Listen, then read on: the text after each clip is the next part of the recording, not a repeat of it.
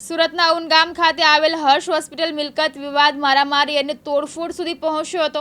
મિલકત માલિક દ્વારા ભાડા પેટે આપેલી પોતાની મિલકતનો કબજો લેવા જતા વિવાદ સર્જાયો હતો। મિલકત માલિક પોતાની મિલકત ખાલી કરાવવા માટે અને જાહેર નોટિસ આપવા માટે ગયા હતા ત્યારે તેમના પર મારામારી અને તોડફોડ કર્યાના ગંભીર આરોપ લગાડવામાં આવ્યા હતા। બંને પક્ષો દ્વારા એકબીજા પર હુમલો કરવાની ગંભીર આરોપ લગાવવામાં આવ્યા છે। ત્યારે ભેસ્તાન પોલીસ મથકમાં બંને પક્ષને સાંભળી ફરિયાદ નોંધી હતી। આ વિવાદમાં કેટલાક લોકોને ઈજા પહોંચી છે। મિલકત માલિક દ્વારા આ મિલકત પોતાની હોવાના કારણે ખાલી કરવા માટે કહેતા છતાં સામેવાળા પક્ષે પોતાના જ હોસ્પિટલમાં તોડફોડ કરીને ખોટી રીતે ઈજા થઈ છે એમ કહીને હોસ્પિટલમાં દાખલ થઈ ગયો છે એવા આક્ષેપ મિલકત માલિક દ્વારા કરવામાં આવ્યા હતા। ત્યારે હોસ્પિટલ ચલાવનાર લોકોએ પણ મિલકત માલિક ઉપર હુમલો કરવાનો આક્ષેપ કર્યો હતો। આખરે બંને પક્ષ દ્વારા એકબીજા ઉપર ફરિયાદ કરતા ભેસ્તાન પોલીસે વધુ તપાસ હાથ ધરી છે। મારું નામ નાઝીમુદ્દીન શાહબુદ્દીન છે। આ ઉન ગામ વિસ્તાર છે। સિટી સર્વે નંબર 777-78 છે। આ મારી માલિકીની અને મારી કબજા ભોગવટાની જગ્યા છે। મારા પપ્પાના નામ પર છે અને આ મિલકત મેં ઇકબાલ બાબુસિંહ બનખાનને લિવિંગ લાયસન્સથી આપેલી હતી। એમનો કરાર 31/8/2023માં પૂરો થઈ ગયો। હવે પૂરો થયા પછી બી એ ભાઈએ ખાલી નહીં કરી અને વારંવાર અમે રજૂઆત કરી। રજૂઆત માટે ગયા, લેખિતમાં નોટિસો પણ આપી।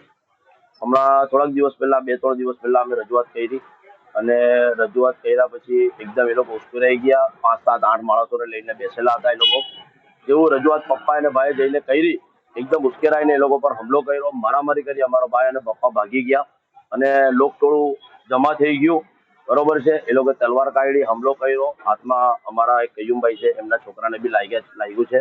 એ હોસ્પિટલ હેઠળ હમણાં ઈજા સારવાર લઈ રહેલો છે। મારો ભાઈ બી એડમિટ છે અને એ લોકો અહીંયાથી એ જોઈને કે અમારી તલવાર અને કટ્ટો, એ લોકો બંદૂક બી કાઢેલી હતી।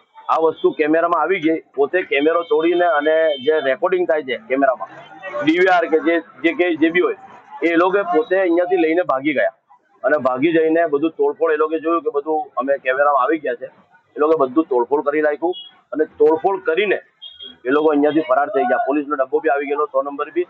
પોલીસના સામે જાતે ચાલીને વ્યસ્ત હાલતમાં બેગમાં, હાથમાં બેગ હતી કાળી કલરની, એમાં બધું સામાન એ લોકોનું લઈ લીધું, પૈસા વૈસા જે પણ હશે એ બધું, અને પેલો કટ્ટો જે હતો એ બી બેગમાં મૂકેલો હતો।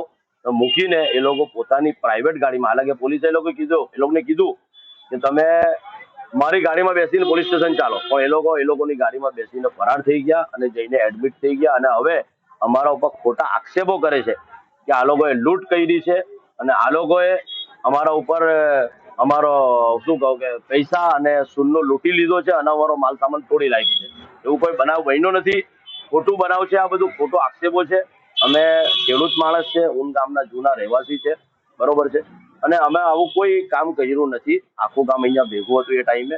અમે આ મામલે ગામના અમુક વડીલો અને જે હાજર માણસો હતા એમને લઈને ત્યાં પોલીસ સ્ટેશનમાં જવાબ બી લખાવ્યા છે, બરોબર છે।